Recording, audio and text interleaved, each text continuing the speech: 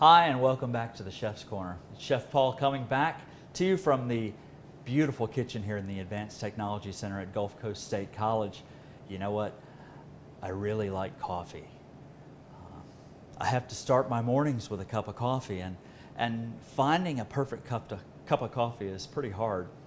But today, I'm going to show you we can get almost perfect with very little technology, very little fuss. It's going to take a little bit of time, but I promise you, you know what? You may never go back. So, what do we have in front of me? This is a French press coffee maker. Now, this is a large size, a restaurant size. It would be called an 8-cup size or a 1-quart size. Typically, the ones you'll find in a department store for home use will be half this size. So, when I'm talking about my recipe today, just remember, cut it in half for home use, or check at the end of the video for our recipe for French press coffee.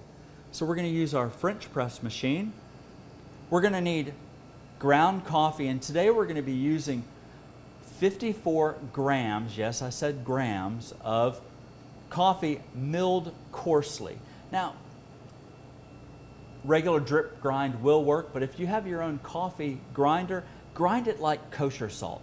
That would work great. 54 grams or equal to about 9 to 10 tablespoons. I know that sounds like a lot, but we're going to make a lot of coffee today. You're going to need a chopstick or some suitable stirring implement, a timer, and you're going to need hot water. When you're getting your water ready for your coffee maker, if you've got an electric tea kettle, that's great. It's best not to boil water for coffee, okay? It's really important.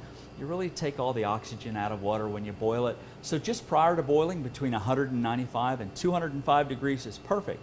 You know, the reason why drip coffee isn't as good as it could be is that the coffee makers don't get the water hot enough. You really need to get the water hot. And the best coffee makers get the water up to that almost 200-degree level. So how do we do it? Really simple. Make sure you get your favorite coffee cup ready.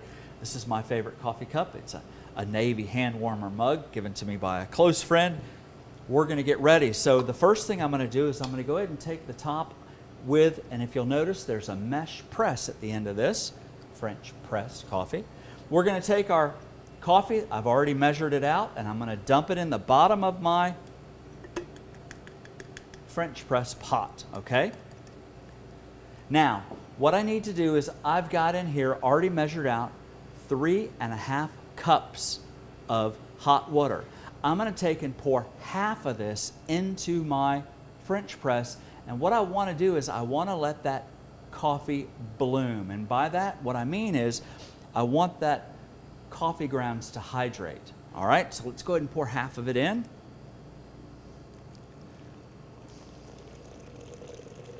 And I want to try to get all these coffee grounds wetted, basically. Now, because they're not all going to get wet just by pouring that in, that's where the chopstick comes in.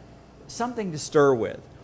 And I'm just going to stir this coffee up, and I'm trying to get it all nice and wet. Oh my goodness, if you guys could smell this, it's wonderful. There'll be a little bit of coffee grounds on the stick. Don't worry about that. It's not going to make a difference.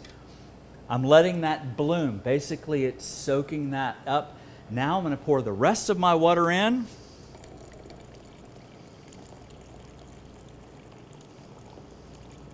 Almost there. Almost there. All right. Now, you can give it, at this time, give it one more stir, okay, because the coffee will actually float to the surface. And what I want to do is I want to stir this up so the coffee all is in contact with water, okay? Now, set the lid on, and my timer is set for 4 minutes. I'm going to press start, and when we come back, I'm going to show you how to press the coffee. Hi, welcome back. Well, my timer's about to go off, and then we're going to pour this coffee. Why is French press so good? The water's contacting all of the coffee grounds. And then by pressing it slowly, we're going to get the essential oils, all those volatile chemicals out of that coffee ground, and it's all going to end up in our cup. It's going to be amazing. There we go.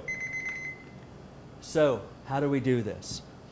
At our 4-minute mark, we're going to gently, because if you slam this thing, coffee is going to go everywhere, okay? I got a white tablecloth here. I do not want that to happen. I'm going to gently begin to press this down.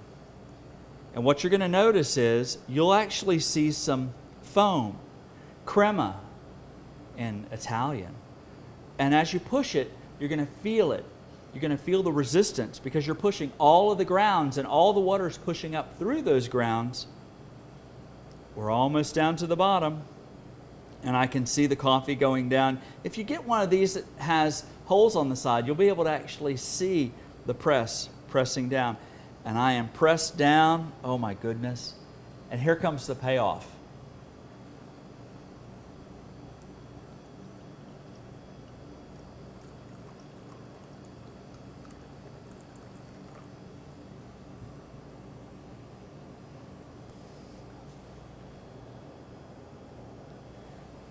Yeah, about as close you can get to a perfect cup of coffee. You know, a lot of good coffee shops you can go into and actually get a pot of French press coffee. So you know what? Do yourself a favor. Put away the percolator, okay? Try a French press.